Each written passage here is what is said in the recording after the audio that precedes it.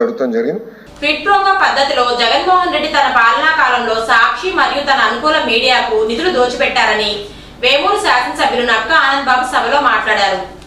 గత ప్రభుత్వ హయాంలో నీలి మీడియాకి అడ్డగోలుగా జగన్మోహన్ రెడ్డి ప్రజాధనాన్ని దోచిపెట్టి దుర్వినియోగం చేశారని మాజీ మంత్రి వేమూరు శాసనసభ్యులు నక్క ఆనంద్ బాబు అన్నారు. అసెంబ్లీ సమావేశాల ప్రశ్నోత్తరాల సమయంలో ఆయన మాట్లాడారు. ప్రజాస్వామ్యంలో మీడియా అనేది ఫోర్త్ ఎస్టేట్ గా చెప్పుకుంటామని, అటువంటిది మన రాష్ట్రంలో జనం కోసం మీడియా కాదు జగన్ కోసం మీడియా అనేలా వ్యవహరించారని తెలిపారు.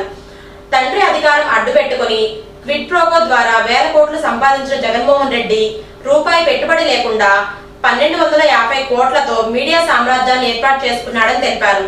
అధికారంలోకి వచ్చిన తర్వాత అదే క్విడ్ ప్రోకోను కొనసాగిస్తూ అదే సాక్షిని అడ్డాగా మార్చుకొని బ్లాక్ మనీని వైట్ మనీగా మార్చుకున్నాడని విమర్శించారు.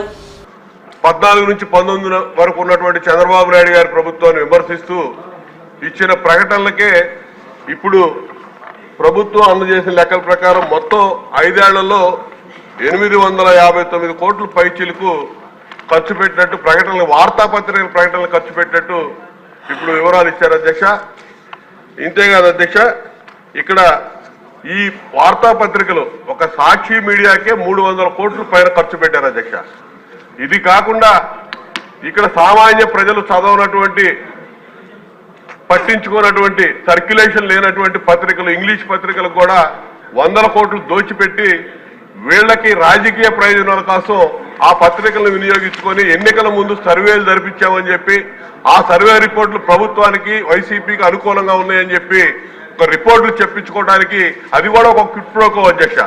ఆ విధంగా 100 కోట్ల రూపాయలు ఆ రోజు దండుకున్నారు అధ్యక్ష ఈ పత్రికా ప్రకటన ద్వారా. ఇప్పుడు ప్రభుత్వం మంత్రి గారు ఇచ్చినటువంటి ఖర్చు అయితే కేవలం పత్రికలకు ఇచ్చినటువంటి ప్రకటనల ఖర్చు ఇచ్చారు అధ్యక్ష.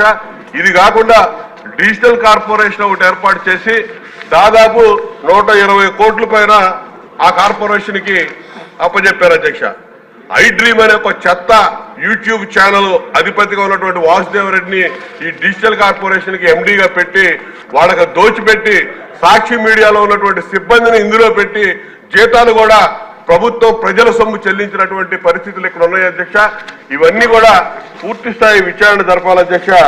విచారణ జరిపితే గానీ ఎవరు, ఎందుకంటే భారతదేశంలో ప్రజాస్వామ్యంలో ఎవరు కూడా ఈ విధంగా పత్రికా ప్రకటనలు ఇవన్నీ ఒక ఎత్తు అయితే, నీలి మీడియా కూలి మీడియాని అడ్డం పెట్టుకొని కొన్ని ఛానల్స్ కూడా 100 కోట్ల రూపాయలు దోచిపెట్టినటువంటి పరిస్థితులు ఉన్నాయి అధ్యక్ష. ఇవన్నీ వెలికి తీయాల్సిన అవసరం ఉంది. దీని మీద ఖచ్చితంగా సభా సంఘాన్ని నియమించి విచారణ జరిపి 5 ఏళ్ల కాలంలో చేసినటువంటి ఈ దుర్వినియోగం ఏదైతే ఉందో దీన్ని వెలికి తీయాల్సిన అవసరం ఉంది.